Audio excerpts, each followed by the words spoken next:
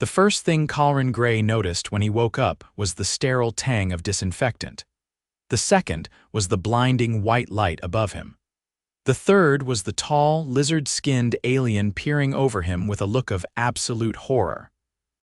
"Subject is conscious," the alien announced, turning its head toward a smaller one with 6 thin fingers tapping nervously on a tablet. "Cutaneous infection remains severe. Spreading pattern resembles necrotic decay." Colren blinked slowly, his brain struggling to catch up. His ribs ached, his left arm was immobilized, and the back of his head throbbed like someone had taken a hammer to it. He tried to sit up, but a firm hand pressed him down. "Don't move," the smaller alien said in clear, if robotic English. "You are injured. There is still time to treat the infection before it reaches your circulatory system." "Infection?" Colren rasped. "What infection?" The tall one gestured at his right bicep, where the colorful coil of a red and blue dragon wound around his arm, its teeth biting into a skull that wore a crown of roses. "That," the tall one said gravely. Colren blinked again. Then he laughed, which hurt more than it should have. "That's not an infection," he said. "That's a tattoo." The two aliens exchanged a glance, the kind that said they were recalibrating their entire understanding of his species. "I assure you," the shorter one said, "this region of your dermis is discolored, inflamed, and patterned in a way that is inconsistent with natural pigmentation." "Yeah," Colren said, relaxing slightly. "That's the point. It's called body art. Humans do it all the time." The taller one leaned in, eyes narrowing. "You intentionally altered your skin to simulate trauma, not simulate trauma," Colren said. "It's decorative, cultural, like permanent paint." Neither alien responded for a long time. "Why would a sentient species damage its own skin for aesthetic purposes?" the tall one finally asked. "It's not damage, it's art." "You are certain it is not a parasitic infestation?" Colren sighed. "Very," the shorter alien tapped at the tablet. "We must consult the interspecies medical codex. This may require reclassification." "Please do that," Colren muttered, wincing as he shifted slightly in the medbed. "And while you're at it, could you tell me where I am and why my ribs feel like they've been through a trash compactor?" "You were retrieved from the wreckage of a collapsed structure on the outer ring of Station Virex," the tall one explained. "Structural failure during seismic calibration testing. You were buried under 2 metric tons of metallic debris." "Wonderful," Colren muttered. "You sustained 3 fractured ribs, a dislocated shoulder, a mild concussion, and numerous dermal abrasions, and what we believed was a severe skin infection." "It's a tattoo," Colren said again. The shorter alien looked unconvinced. "We will continue to monitor it." 20 minutes later, he was being moved through a series of diagnostic scans. Each time the machine passed over his tattoo, it beeped an alarm. "I told you it's not an infection," Colren groaned as the machine halted again. "It is registering elevated subdermal particulate density," the technician said, a pale, slug-like creature with a gentle voice. "May we excise a sample?" "No," Colren said firmly. "You're not cutting it out. Even a small biopsy, no." The technician looked devastated. The next day, Colren was visited by a trio of medical researchers from the Galactic Cultural Understanding Bureau. They took photos of his tattoo, asked him to describe its origin, and recorded a series of interviews in which he explained the difference between bacterial infections and deliberate ink injections. "So you paid someone to do this to you?" asked one of them, a furred alien with 6 eyes. "Yes, and it did not hurt." "Oh, it definitely hurt, a lot." The alien blinked all 6 eyes. "Then, why?" Colren shrugged with his good arm. "Because I wanted it. It means something to me." "What does it symbolize?" "It's a dragon eating a skull." "Kinder represents the danger and beauty of power, the cycle of life and death. The crown's from my mom's favorite painting. The roses are for my sister." The alien scribbled something furiously onto its pad. "Fascinating. Self-inflicted symbolic injury as a cultural identifier." "Not injury," Colren said again. "Art." Despite his insistence, the medical staff continued treating the tattoo like it might start crawling off his skin. One nurse, a young, bluish creature named Yelra, hovered near his bedside every time they changed his bandages. "It still has not spread," she whispered on his third day in recovery, eyes wide. "But the coloration remains stable. No inflammation has occurred. That's because it's not an infection, Yelra," she tilted her head. "I have studied over 300 dermal pathogens. None behave this way. Your epidermis appears pleased." Colren laughed, then winced as his ribs reminded him of their current state. By the end of the week, he was walking short distances with assistance. His arm remained in a sling, and he wore a support brace around his torso. Every time he passed a medical staff member, their eyes lingered on his arm. "Do all humans do this?" asked a tall nurse while helping him into a mobility chair. "Not all," Colren said, "but a lot. And the design is chosen by the individual?" "Yep, some people get names, dates, animals, symbols, some just like the way it looks." The nurse paused. "If I added permanent pigment to my dermis, would I gain social standing among humans?" Colren grinned. "Depends on the design. Don't get live, laugh, love in cursive across your chest. That tends to backfire." The nurse blinked. "Never mind," Colren said. 2 days later, Yelra approached him with a digital tablet displaying a sketch of a coiled serpent wrapped around a double helix. "This is for my cousin," she said. "He is a geneticist. I want to honor his achievement in gene splicing." "Would this be acceptable body art?" Colren examined the design. "Honestly, that's pretty cool. You're thinking of getting this tattooed. I am considering it, if you will provide the procedure. Me, I'm not a tattoo artist, but you possess one." "We assumed this implied expertise." Colren laughed again, stopping quickly as his ribs protested.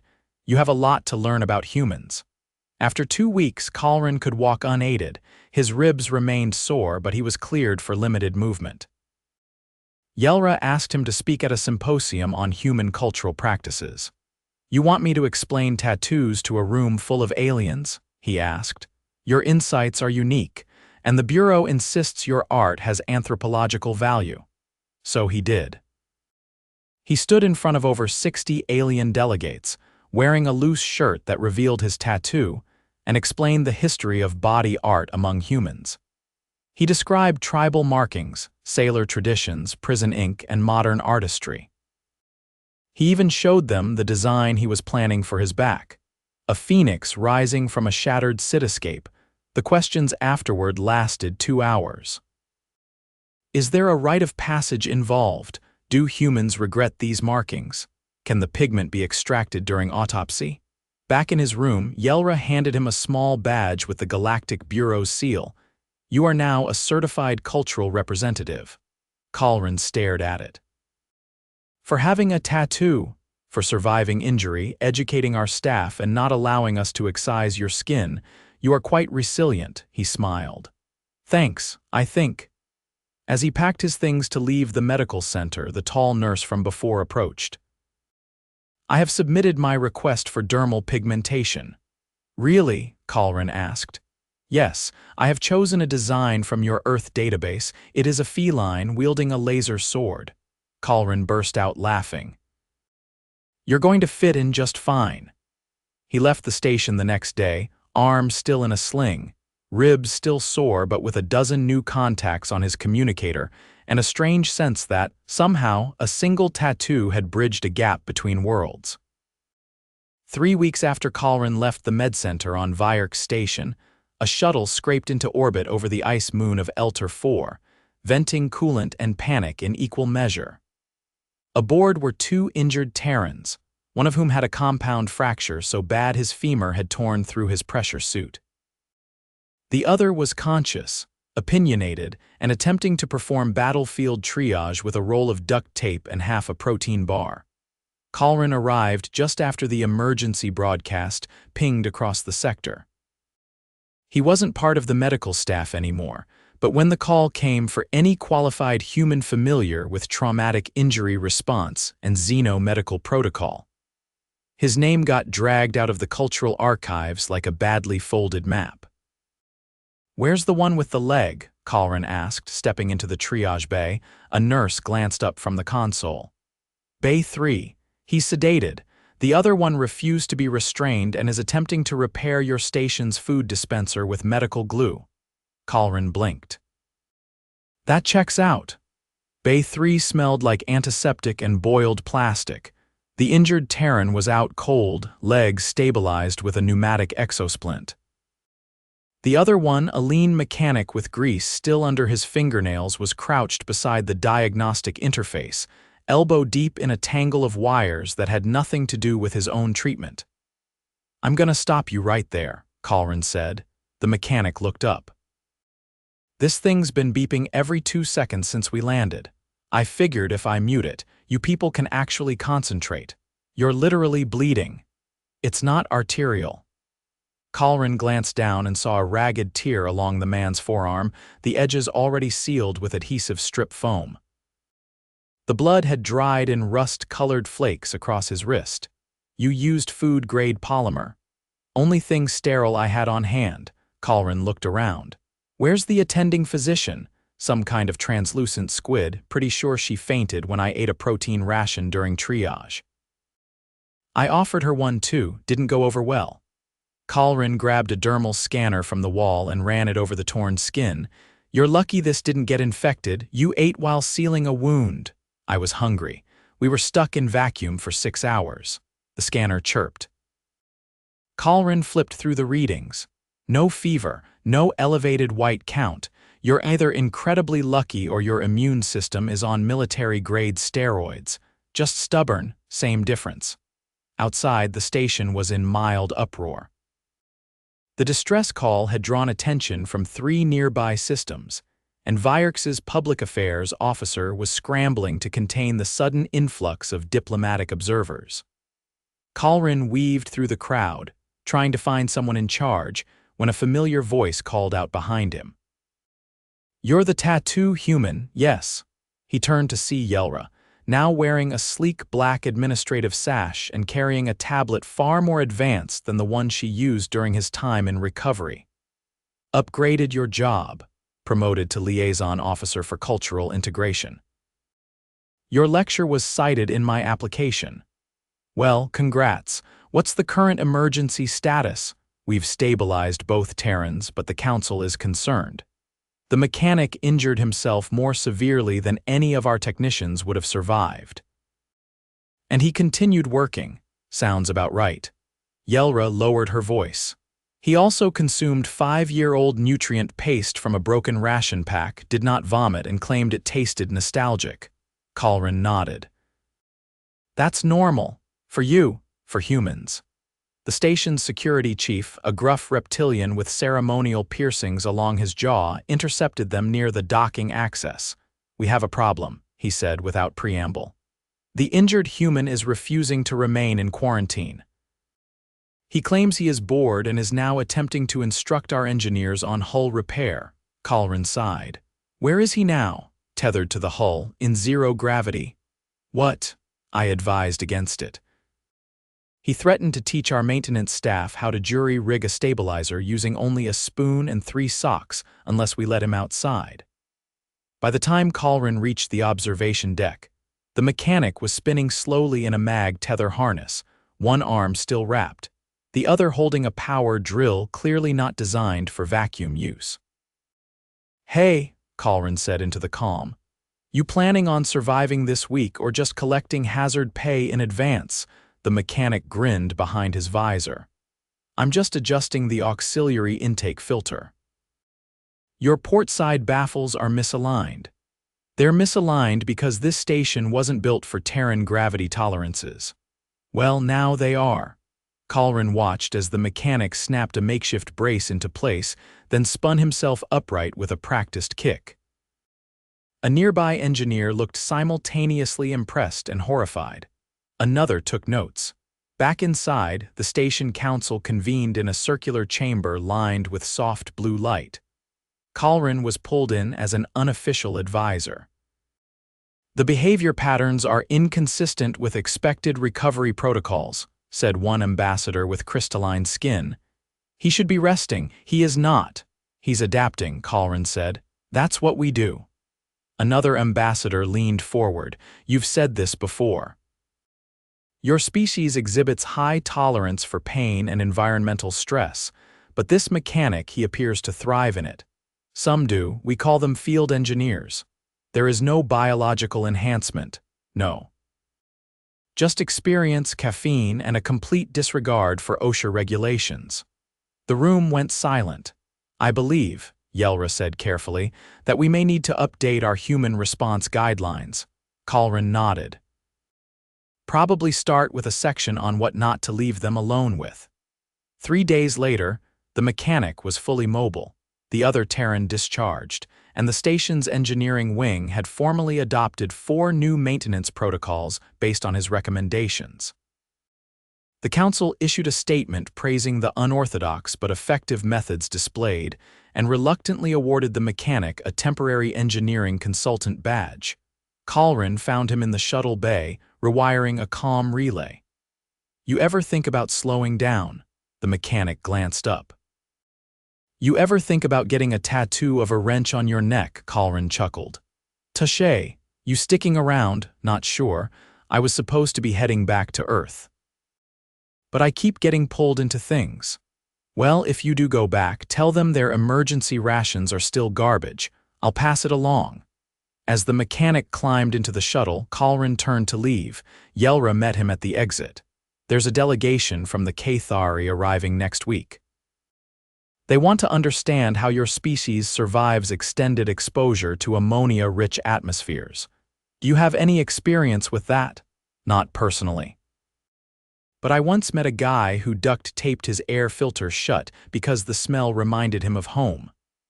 Would you be willing to speak on his behalf? Colren almost said no. Then he remembered the look on the mechanic's face as he floated outside with a busted drill and a smile. Sure. Why not? He walked down the corridor, past signs newly translated into Terran slang, past a vending machine that now dispensed hot sauce, and past the med bay, where a nurse was sketching laser-wielding animals on a tablet. There was no ceremony, no grand declaration. Just a slow, inevitable shift in the way the station breathed. And Colren, as always, was right in the middle of it, quietly redefining what it meant to be human in a galaxy still trying to figure them out. Colren had not expected to be invited to the Virex Station's annual cross-species emergency preparedness demonstration, but apparently being the only human to survive a structural collapse, explain tattoo culture without starting a war, and prevent a mechanical disaster while injured had earned him a permanent spot on the guest list. By the time he arrived 2 weeks after the mechanic incident, the station had undergone a few noticeable changes. The signage now included a Terran dialect that could only be described as urban sarcastic. One of the vending machines offered pickled eggs labeled human grit spheres, and the engineering wing smelled faintly of cinnamon and hot iron. Colren walked with a slight limp. A result of an old ligament injury aggravated by Virex's variable gravity corridors. He refused to wear a cane but carried a collapsible seat just in case. You're early, Yelra said, intercepting him near the central plaza. Her tablet had been replaced with a wearable projection cuff that hovered just above her wrist. Briefing rooms still being prepped. I figured I'd beat the crowd. Also, I needed to get away from the Earth Embassy. Too many handshakes, not enough coffee. The Council has assigned you to represent human field medicine during the triage simulation. Of course they have, Colren muttered. They still using those synthetic patients that scream when you press the wrong artery. They upgraded to neural feedback mannequins. They replicate pain responses now. Fantastic. Yelra turned and led him past a group of security cadets practicing containment drills. One of them, a young Threxian with shimmering dorsal plates, glanced at Colren's arm and whispered something to a colleague. The colleague nodded solemnly and lifted his shirt sleeve to reveal a drawing of a mushroom riding a lightning bolt. Colren didn't ask. The simulation chamber had been expanded since his last visit. It now included a full-scale replica of an interspecies transport shuttle, complete with decompression hazards and atmospheric compartmentalization. Someone had gone to the trouble of adding scorched panels and dangling wires for authenticity. Each participant will be assigned a casualty, Yelra explained as they entered. You'll be given 5 minutes to stabilize them and 10 to coordinate extraction. And what happens if I fail? They've pre-programmed the mannequins to simulate organ failure. There will be a light show, encouraging. Within the hour, the chamber filled with observers. Delegates from 15 species ringed the upper gallery, each equipped with a translation node and a data slate. Below, the participants one from each species stood beside their assigned casualties. Colren's was a 4-limbed humanoid with synthetic burns across its chest and a shattered femur. The injury simulation included a pulsing hematoma and fluctuating blood pressure. He crouched beside it, pulled a compact medkit from his belt and checked the vitals. Left side impact, hypotensive shock, femoral bleed, he muttered. You people don't pull punches. The countdown began. As the timer hit 0, Colren slid a compression patch into place and activated the coagulation mesh. The mannequin twitched, moaned, and blinked twice. Easy, he said. You're not real, but I'll pretend you are. He cut through the simulated flight suit and slipped an airway tube into the mouth port, then injected a stabilizer compound into the upper arm. By minute 3, he had the leg immobilized with a splint made from a retracted antenna and a strip of synthetic cloth. The mannequin's breathing stabilized.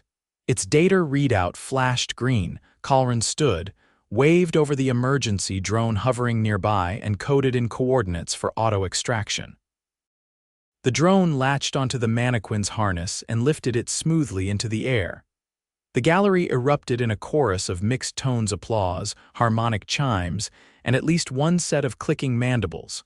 Colren stepped back, wiping his palms on his pants. He glanced over at the Zentari participant, who had just poured resin over his patient's lower half and was gently humming. Yelra approached from the side of the chamber, her expression unreadable. You finished with 4 minutes to spare. I skipped the part where I ask the patient about their family. Time was a factor. The council is reviewing the footage, she said. They may want to incorporate your technique into the station's emergency curriculum. I'd suggest omitting the part where I use a broken antenna as a splint. That wasn't exactly textbook. Your species has no textbook.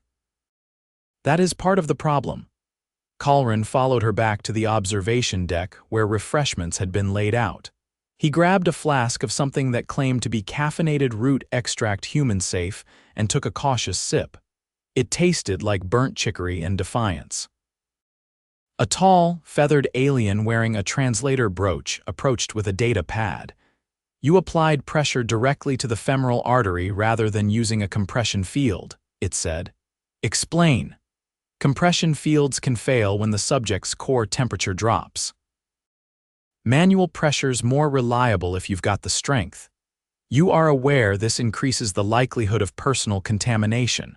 Sure, but if I'm worried about getting someone's blood on me, I chose the wrong job. The alien tilted its head. Fascinating. Your tolerance for biohazard exposure seems disproportionate to your physiological fragility. Yeah, we're weird like that.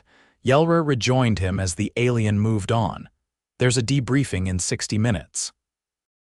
You're expected to attend. Is there any way I can pretend I didn't hear that? No. He sighed and leaned against the railing. Below, the chamber was being reset for the next demonstration, this one involving rapid decompression and species-specific oxygen deprivation. Why do I feel like I'm slowly becoming a training module? Because you are. The debriefing began in a lower annex where each participant was asked to explain their methods. Colren went last.